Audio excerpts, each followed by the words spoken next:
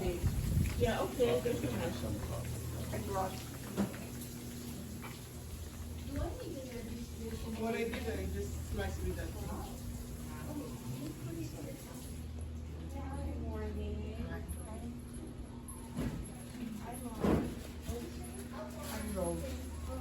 Your family. But I have some of your work already.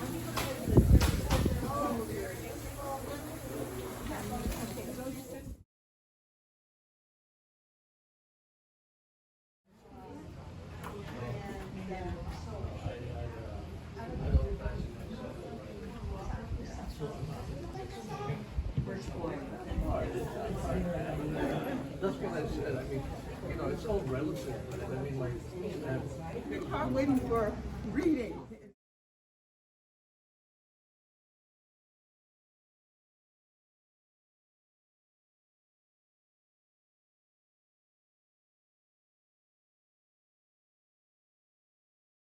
Smile. so when I saw you there, I saw it. So where's Lorna? Lorna is there.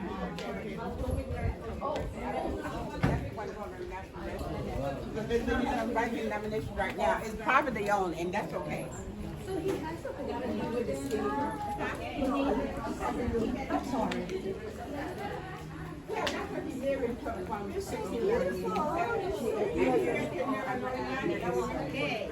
Jenna.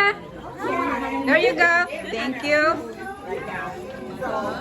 I'm just being. Jen. I don't know what. Why are they hoo-hoo? I don't know what's wrong with that. Say hi.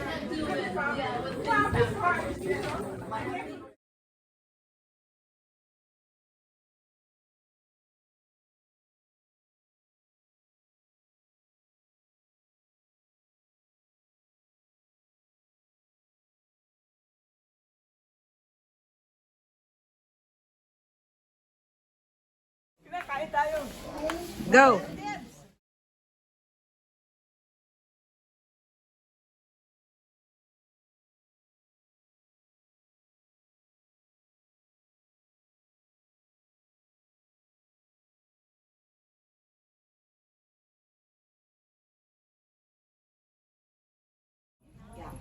Okay. Welcome everybody. A few women. We have a few members here who are also taking it. And it started as a brainchild of Miss Rose Churma here, who thought that there was a lot of interest in people writing their memoirs. And in fact, some of our members are writing their memoirs. So we have some great resources, and that's Nanette here, who is our member. And Nanette is an expert English writing teacher. You have her resume, so I don't have to tell you how great she is. But since we have her as a resource, then we were able to offer this workshop for free. However, if you guys want to donate to FAUW, there's a box there. Here's the box. It's optional, and it's tax deductible. And the books. Also in that table is our books. We publish books, and our last book, Journeys, you can see it over there, has a lot of memoir starts. In fact, that people are talking about their life, and most of it is, I was born here, my parents were here, and this is what I did. But Nanette is going to give you other options from the linear narrative of you were born, you were raised, which is also a valid way of doing your memoirs. So if you want to get some examples, the books are there, they're available for sale, and some of the proceeds are going to Nilda's projects in the Philippines. That's me. Yes, and she does work for children and scholarship. She does a lot of good stuff. Nilda's doing the video. It will be edited and shown in our FAUW Facebook page later for people who are not able to make it today. Okay? I guess you met each other at the breakfast table, so we don't have to, and we have other times to get together and get to know each other. Okay? And that's all. We'll go to your next. Thank you. Yoo-hoo! And thank you, Rose. I'm so glad you came for our coffee icebreaker already. So a lot of you know each other. If we have other people who have not been registered, maybe they can use some of the tables outside. I only prepared 18 of the packets. Please don't open your packets right now. We're going to start at once. And it's a very short icebreaker because we're going to be introducing ourselves. And I know you have introduced yourselves informally, but there is a colored paper here. And you are going to do I had to think of something that is easy, sorry. And there's always a time constraint. I did not like to do a 7-hour workshop, which is usually where I start from, because I know that a lot of us are maybe impatient like me, and we are not too young as Jenna is. She's our baby here. Okay, and so I tried to cut it to 3.5 hours, and hopefully achieve what we can achieve. So right now, I'd like you, by way of introducing yourself, to write a 6-word memoir that tells a story. It's like a 6-word bio. Okay?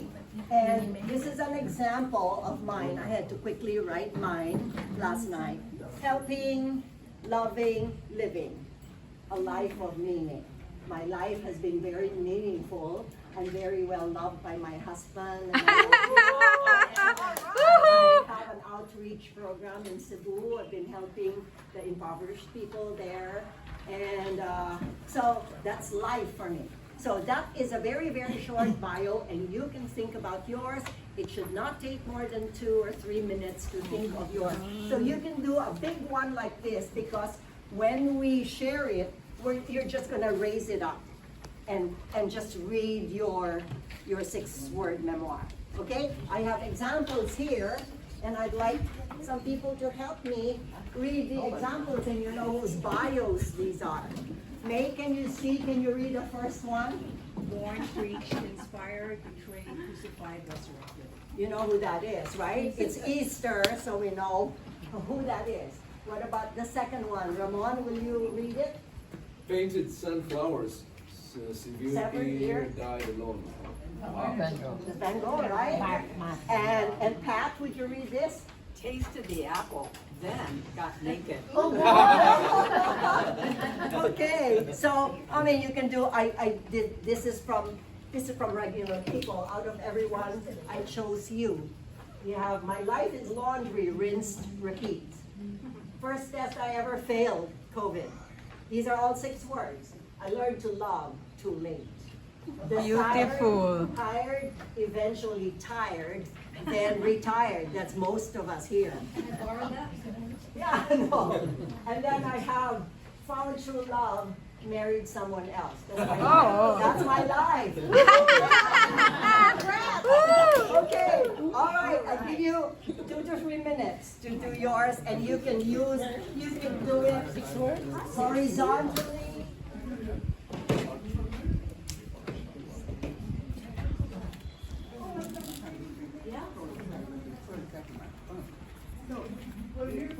It's here. Back. You have one? Oh.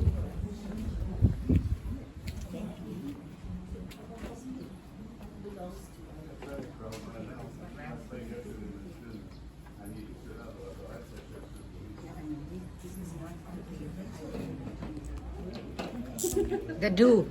Let me know if you need. How many words? Don't think so hard. Ramon.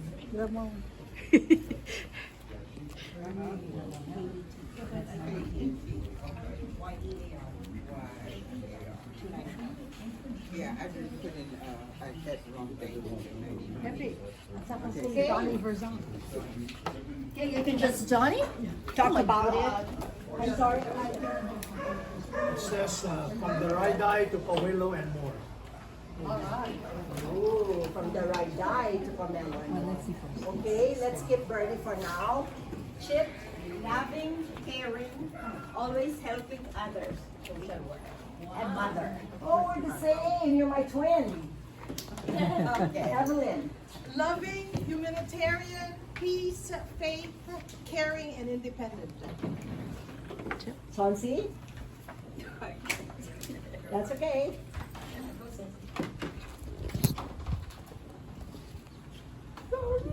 Oh, do you want me to read it, Chauncey? Can I just read it for you? Love of my life, blessed and grateful. I'm happy, content, and just accepting the present. Beautiful.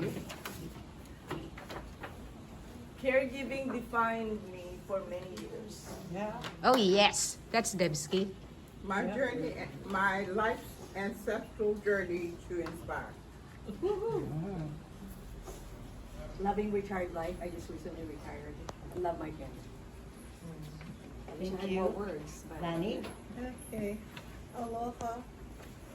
A life of healthy attitudes and activities. Wow, a lot of positive people here. So nice. Will? My adopted home, land of opportunities, but couldn't fit, so. Okay. Land of opportunities. Artistic expression, language, educator, history, and journey. I forgot John was sitting there because, you know, we don't have a lot. Yes, John, could you read yours? Yeah, a survivor of life whose angels have blessed me. Wow. All right, Peppy. I know you are surviving, Peppy. No, the angel part. I know. Okay, we're done with Michelle, right? Okay, Jenna. Grief to glory, spirituality, love, laughter. I'll tell you about laughter later, because this woman is a yoga instructor on laughter. Oh my. Okay, we'll talk about it later. Virgie, Professor Chad. Cheerful beginning, challenging living, happy ending. Happy ending. A lot of happy people here. Lorna. Oh, trailblazer, intercultural nurse, focus on healing and prayer, organizational strategies. That's long. Wow. Do you know her? Shop today. Oh, really? Let's see if Ramon. I think life is adventure, so we have to smile, laugh, and talk. I suppose you're very close. You don't have to sit together. These are husband and wife. But they are very close. Okay, Margot. Oh, mine is loving, teaching, sharing, caring, binging on dramas. Is that are those 6 words? No, I I repeated one word. Okay, Pat. Compassion, humor, nurse. Farm girl, Ohio. Wow. Okay, let's give everybody a big hand of applause. Thank you so much. Oh, I'm sorry. Yes. Bernie. Following, shining, defeated, redeemed, confident. Me. Wow. Okay, thank you so much. You're working. Okay, so it's I'll give you an introduction, and then we'll go through a brainstorm of a first draft. I know that some of you already have drafts and would like to continue them, but that's okay, because what we are going to be writing, as we said, is, you know, a memoir is. We started with this earlier. Where is it? Sorry.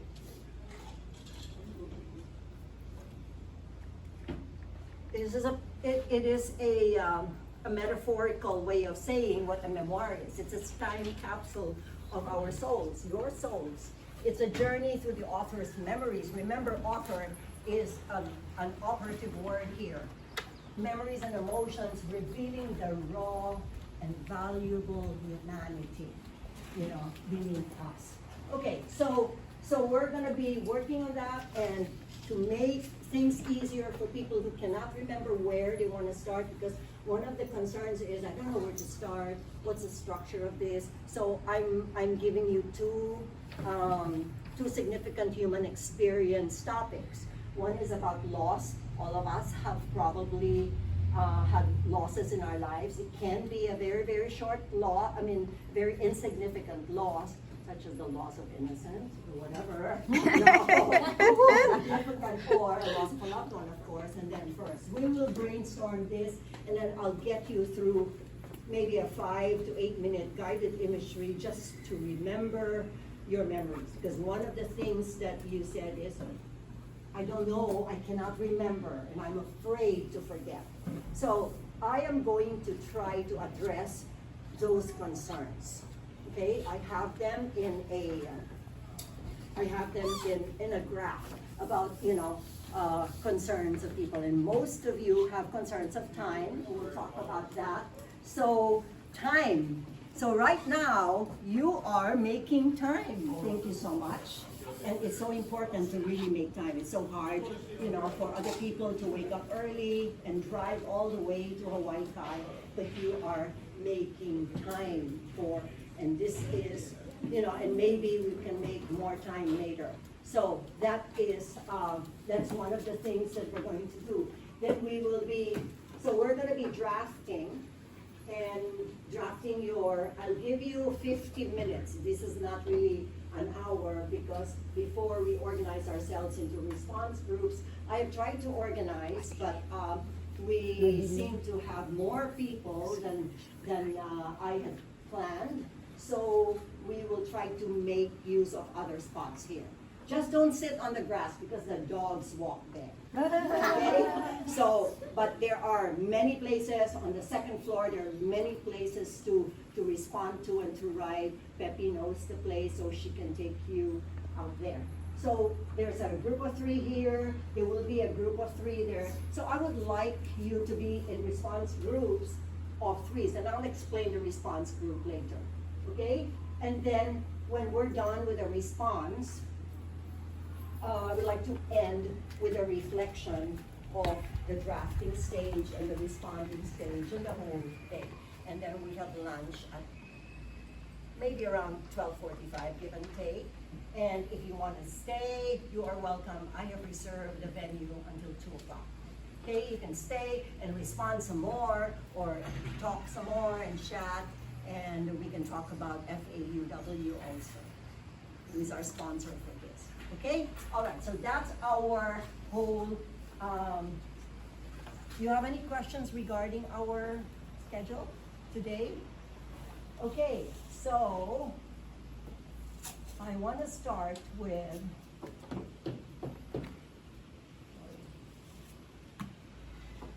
what Gore Vidal, you know Gore Vidal, right? He's a friend of Tennessee Williams, and he's also a politician, and he's handsome, but he's dead. Okay. So he says a memoir is how one remembers one's own life. Remember, I told you the operative word is you. You are the author of this. It is your reflection of your life.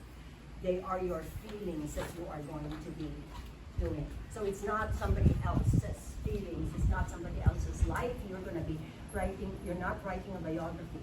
And this is so much. This is, even though it's a subset of an autobiography, it is not an autobiography. Because if you wrote an autobiography, you need to check the facts, you need to check the dates, you need to interview somebody, you have to double check.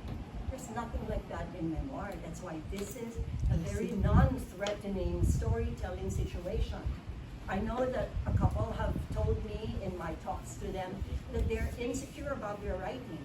We are not going to talk about your writing. I mean, we're talking about your story. So we're not going to say your writing is wrong, or your writing is too short, or your story is too short, or your story is not good, because this is our story. Who is anybody to say that our story is not good? So this is your story, okay? Do not forget that. So there is no such thing as I am insecure about my writing. Nobody can be insecure about your lives, about your personal take on your life, okay? So another person, this is the British author Ted Hughes, says that, why memoir?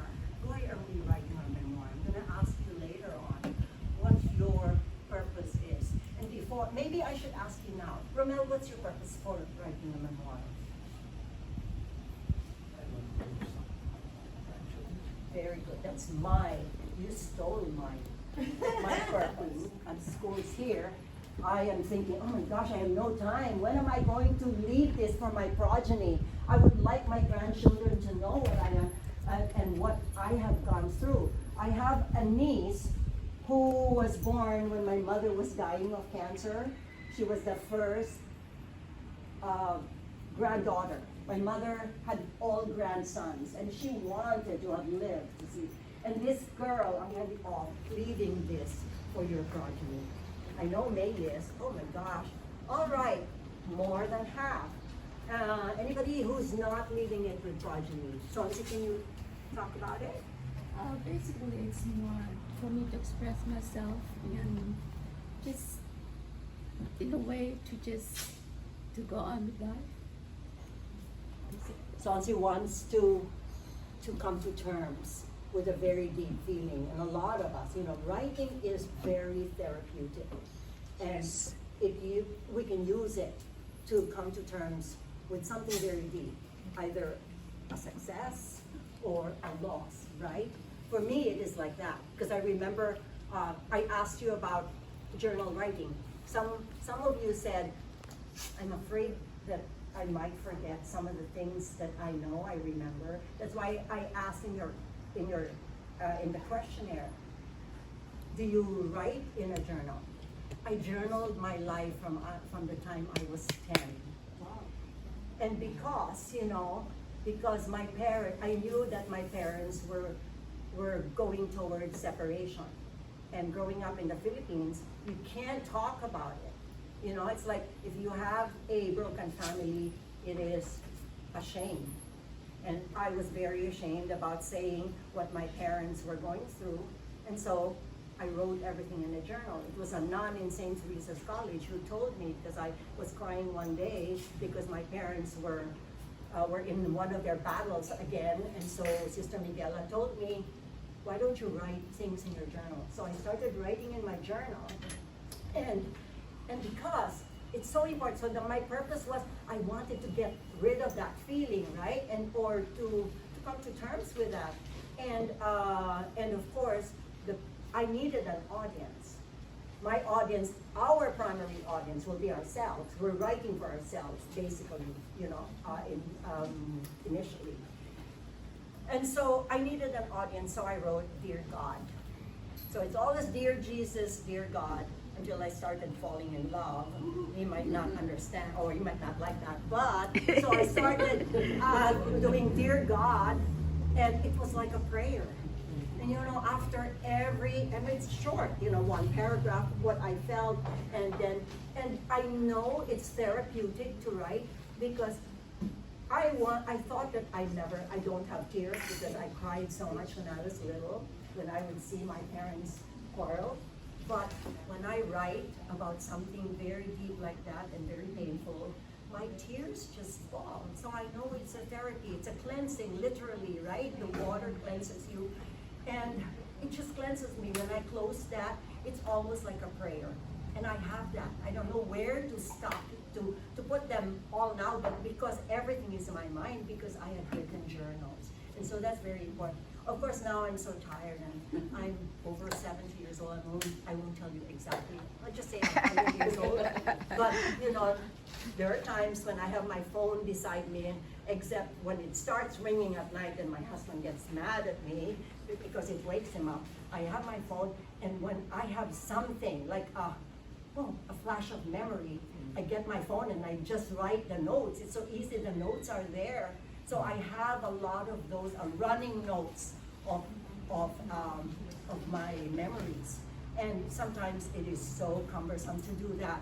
Just try to remember them, or if you have paper and pencil, grab that paper and pencil and write them. And there are just so many, and put them in a box, all of these. And when time comes, you look at them and you try to go, what was this about? If you can't remember, it's okay, but you can write down, oh, yeah, this is about this. And then you have fodder for your memories. Okay, so why? It means the world becomes yours. Yeah, because you're writing about your own world, your own feelings. And Hugh says, you don't do this, you know, what happens? It drifts away and takes a piece of yourself with it, like an amputation. Somebody did mention that in the questionnaire.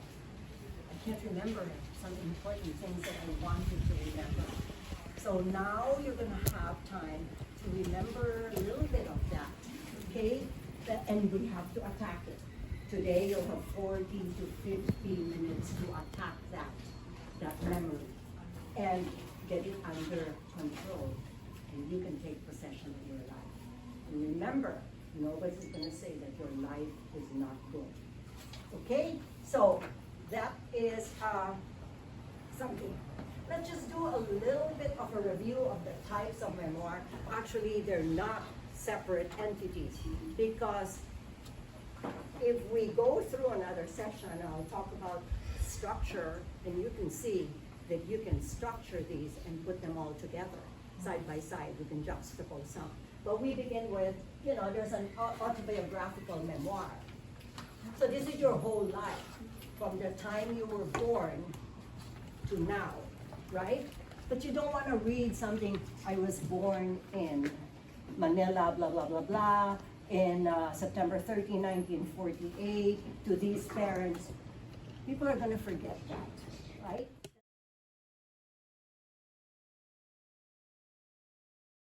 Struggles, problems. So there's kind of like a connection.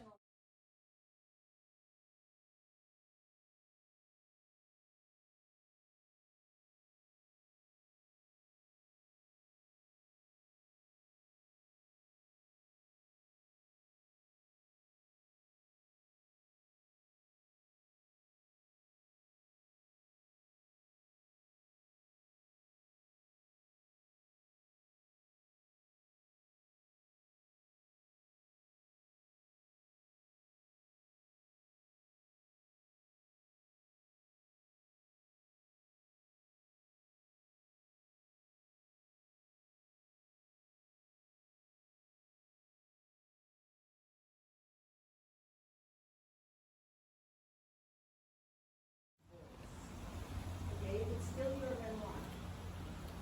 So I wrote about, I have a 3-page memoir about, from the point of view of my mother.